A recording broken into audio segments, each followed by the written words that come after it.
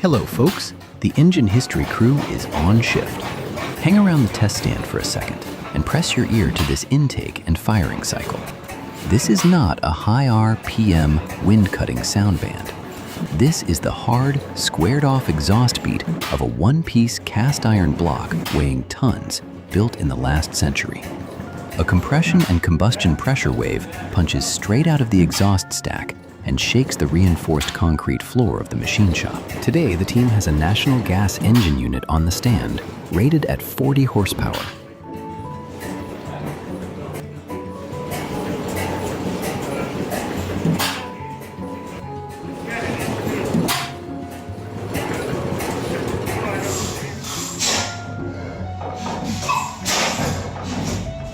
To light this block off, throw all those electronic buttons in the trash.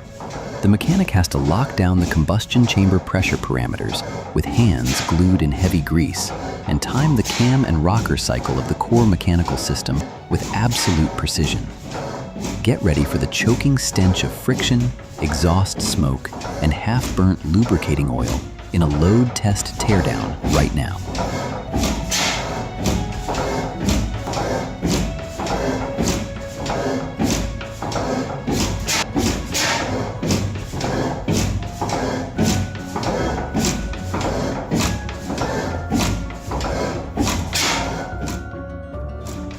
Forged and cast at the National Gas Engine Works in the United Kingdom, this 40 horsepower block pins down the fatigue endurance standard of Edwardian-era metallurgy. The blueprint is stripped to the bone. One enormous horizontal cylinder clamped between two gigantic cast iron flywheels to wring out maximum rotational inertia. It once served as the core torque station for textile mills and heavy pump sets, forcing low RPM load cycles day and night. Its stubborn toughness sits in a purely mechanical design, electrics stripped away.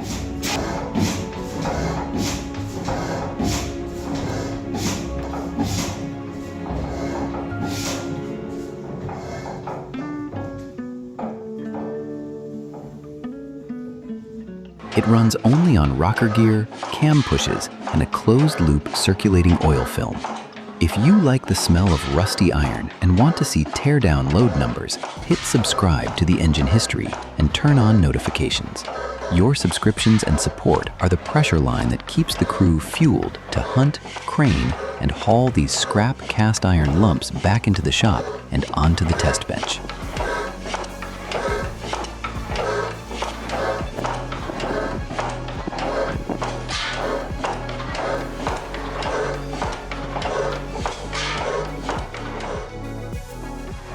Before forcing the first compression fire beat, the mechanic has to lock in the oiling step that feeds the bearing shells.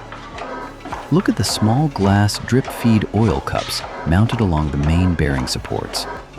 The mechanic grabs a tin oil can and doses thick oil drop by drop into the lubrication grooves for the crankshaft, connecting rod, and flywheel shaft.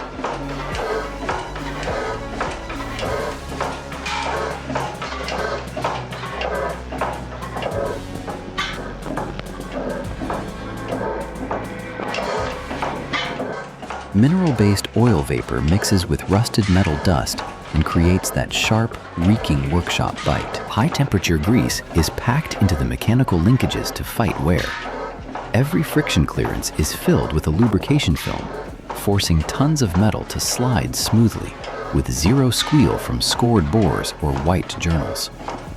On this machine, lubrication oil is the life raft against spun rods and a blown block when the system is holding load and wringing out every last horsepower.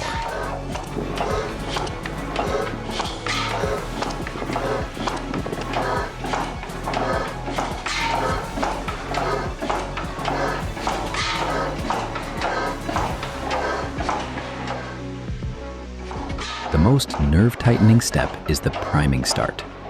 The mechanic climbs onto the bed frame and uses pure muscle to roll the solid cast flywheel through the exact top dead center of the compression stroke. Then comes the high-pressure compressed air charge. He yanks the shutoff valve hard, and a high-pressure blast slams straight into the combustion chamber with a piercing hiss.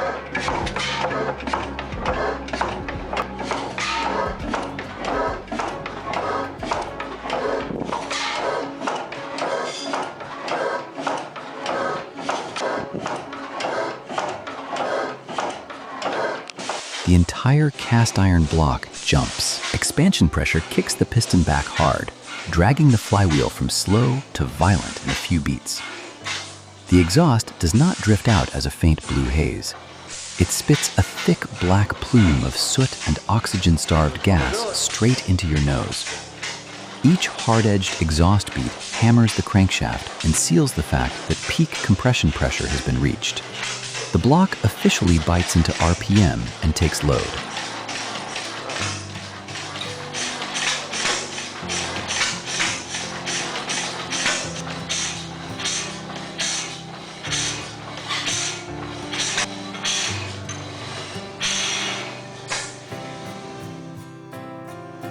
Once the RPM pins into rhythm, look straight at the exposed connecting rod linkage pounding non-stop.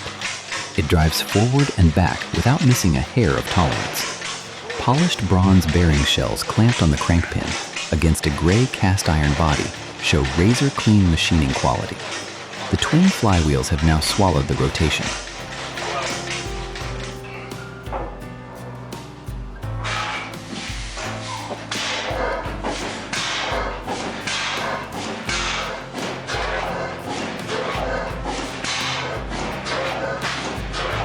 They throw savage centrifugal inertia and make the shop floor shake hard with every intake fire exhaust cycle.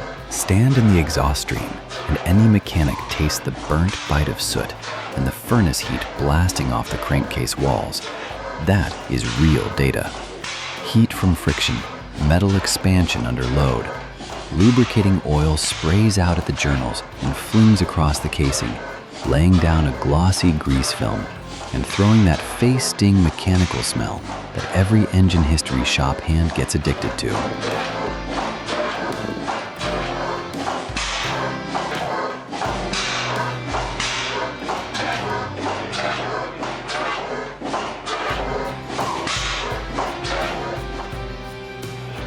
Why do people in the trade still cling to these rough, loud, gas-burning cast iron blocks?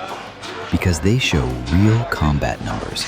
They measure material load endurance through pure mechanical physics. This National Gas 40 horsepower block throws away sensors and electronic boards.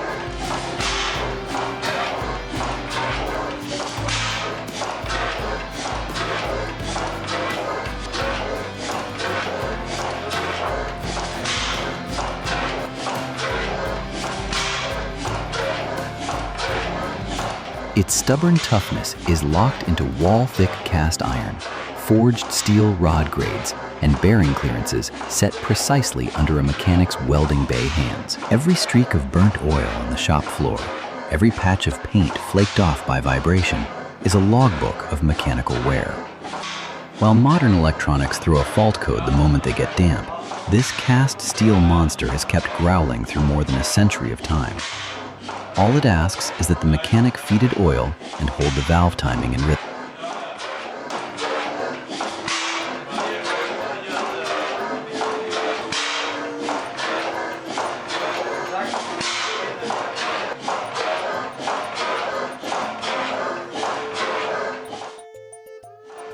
Shut the gas feed valve, and the firing beat fades, then drops dead. But the flywheels keep coasting for another 10 minutes on savage, stored inertia. The RPM stops. The heat radiation and the burnt stench of half-cooked lubricating oil still sit heavy in the shop air, locking in the load numbers just measured.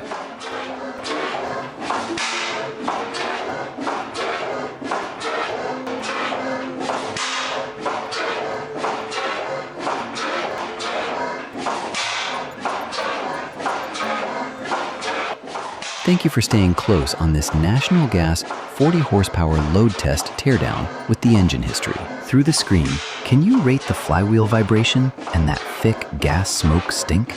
Drop your technical readout in the comments so the shop crew can break it down. Hit like hard if you want more heavy cast iron teardowns and welding bay work like this. Goodbye, folks. See you again in the next load test RPM crush session.